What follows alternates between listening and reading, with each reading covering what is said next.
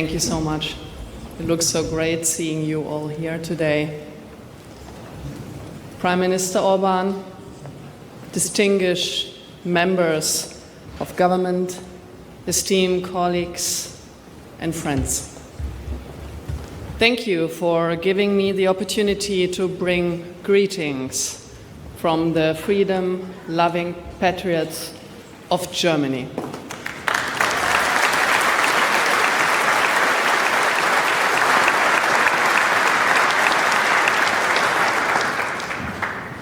It's my honor to address you as the chair of the Alternative for Germany, the leading patriotic opposition party in Germany, the second strongest political force nationwide, and the next ruling party.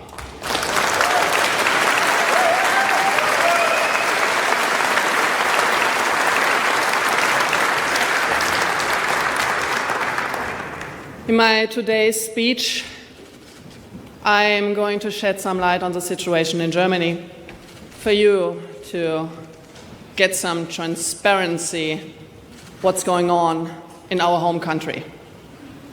Our legacy media and establishment politicians fear us like no other party, with good reason. More and more voters in Germany are simply fed up with being lied to and watching their quality of life deteriorating year for year. Establishment politics have turned Germany into a danger zone for its citizens. Its people suffer from mass migration, exploding crime rates, high taxes and energy prices, inflation, and the destruction of wealth. That's why they voted out the old left-green government, only to get a government that continues down the same disastrous path. They got a government that pretends to prevent illegal immigration while leaving the gates wide open. In a futile attempt to evade his domestic problems, our Chancellor travels the world, fomenting conflict and throwing German taxpayers' money out of the window, as we see in the Ukraine. But when it comes to the daily horrors of imported migrant violence and Islamist terror on the streets, our Chancellor remains silent. Mr. Merz won the election with copy and paste promises taken from us, the Alternative for Germany's program. The day after the election, he went back on his word in every regard. He sold his soul to the leftists and kept them in power in exchange for being elected Chancellor himself. Desperately clinging to power by all means has become the primary concern of our establishment politicians. Driven by panic, they bend laws, manipulate the Constitution, and eliminate the fundamental rights of the parliamentary opposition in order to prevent a democratic transfer of power. The current government continues the war on free speech, started by its predecessors. They attempt to silence critical voices by framing them as right-wing and extremist.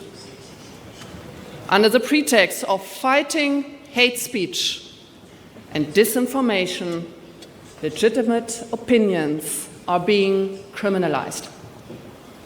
And finally, there is our domestic intelligence service, the so-called Office for the Protection of our Constitution.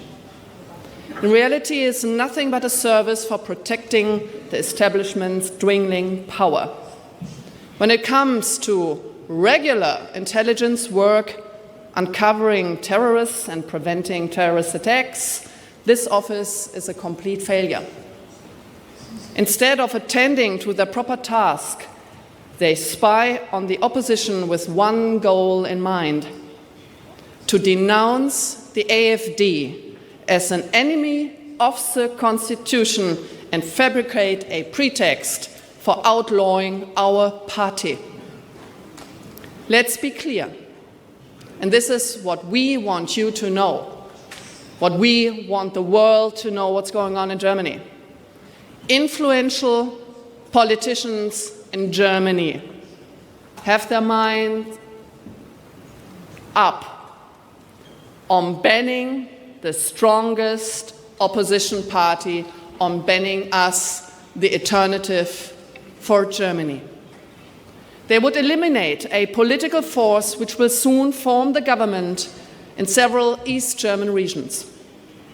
Furthermore, they want to ban a party and has caught up with and overtaken the Chancellor's party itself.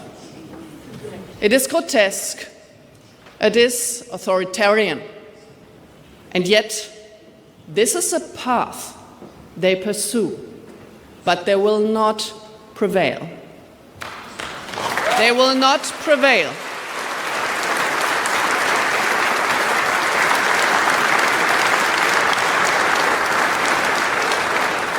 The reason for these absurd schemes is very simple. Only by excluding our party from government can the woke leftist elites cling to power against the will of the majority. They refer to the leftist dogma as a firewall against the right-wing tide. Let's call it what it really is. It is a panic room of an anti-patriotic, woke establishment that is running scared. In their panic,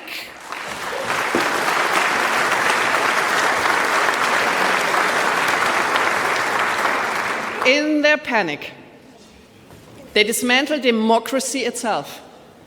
1 in 4 German voters have cast their ballots for us, the alternative for Germany. They want us to take responsibility for our country's future, to exclude more than 10 million voters from proper representation, destroys the very foundations of democratic rule. As J.D. Vance put it, democracy rests on the sacred principle that the voice of the people matters. There is no room for firewalls.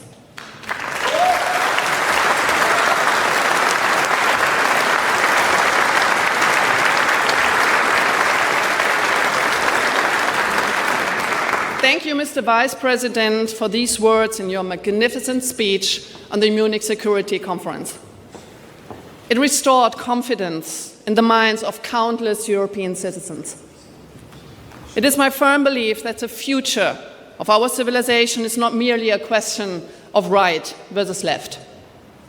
Today, the true front line runs between authoritarian centralism and bureaucratic paternalism on the one side, and those who believe in and defend civil, economic, and intellectual freedom in our countries on the other.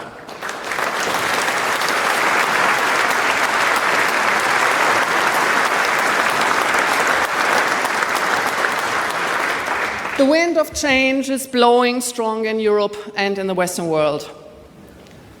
The future belongs to free, patriotic citizens and sovereign nations.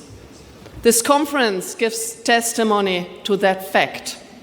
Prime Minister Viktor Orban, thank you and your country for hosting us.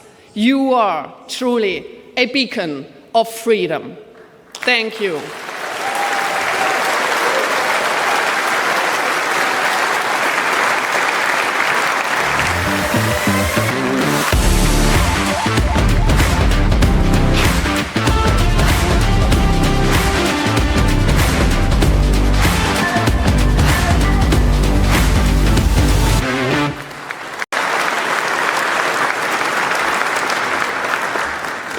patriots, and we stand steadfast on the side of freedom.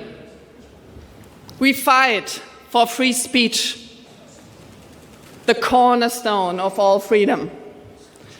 We fight for secure borders and law and order. We fight for the safety for our kids and next generations. We fight for sovereign nations and the next generation.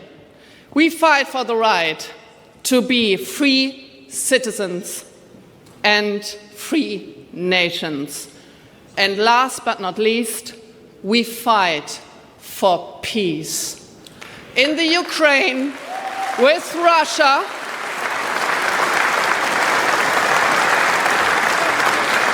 and we fight for good relations to our neighbors and to the USA.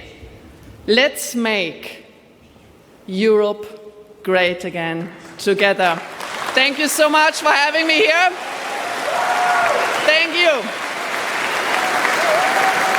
Now you can play the music. Thank you. Thank you. Thank you so much.